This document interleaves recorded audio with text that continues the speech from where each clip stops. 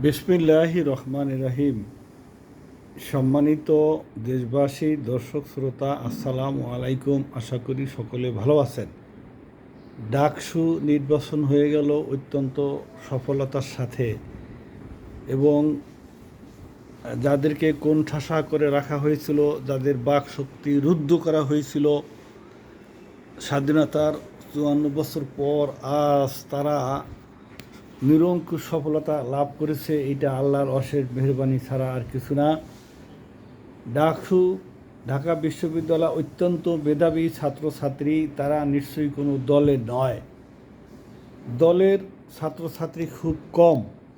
তারা একজন ভালো মানুষ চায়, কিন্তু তারা একজন ভালো মানুষকে দীর্ঘ ৩৬ বছর ভোট দিতে পারে নাই।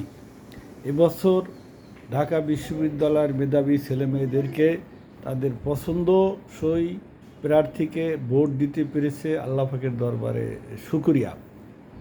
তো এখানে আমার কথা হলো, সাদিক কায়েম জগন্নাথ হলে 10টা ভোট পেয়েছে।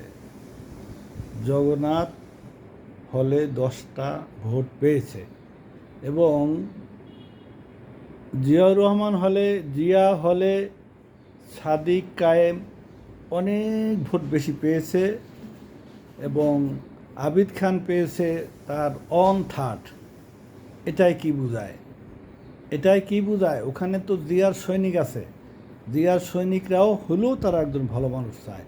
তা এখানে আমার প্রশ্ন হলো যে ছাত্রলীগের যে ছেলেপেলে যারা আছে, সাধারণ কর্মী, ছাত্রলীগের নেতা যারা, তারা তো গা ঢাকা দিয়ে দিল্লিতে আছে।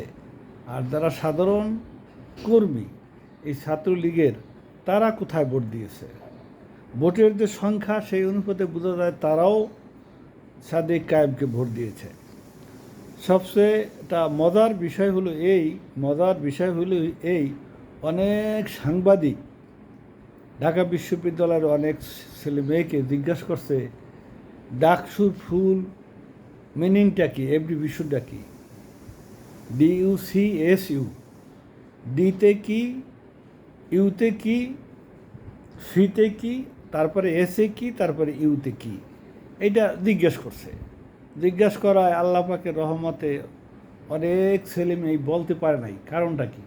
কারণ হলো তাদের এই এব্রিভিশন তো বিশেষ পরীক্ষায় আসে না, আর এইগুলো নিয়ে তাদের প্র্যাকটিস নেই।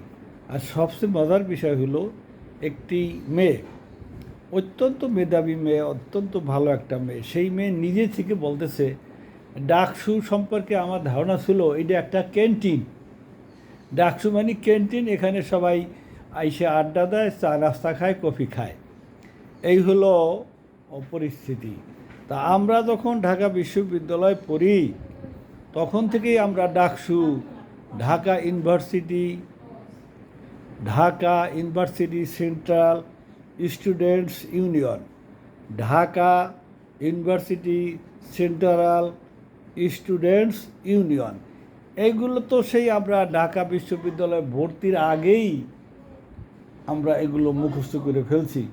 কিন্তু আমার মজা লাগলো যে একটা মেয়ে বলতেছে আমি ডাকসু মনে করেছিলাম ক্যান্টিন। আজকে জাহাঙ্গীরনগর বিশ্ববিদ্যালয় সম্ভবত ইলেকশন চলতেছে, ডাকসু, দেখা যাক আল্লাহ পাক কী করে। তবে সকলেরই ধারণা যে স্রোত যেদিকে যাচ্ছে সেদিকেই যাবে।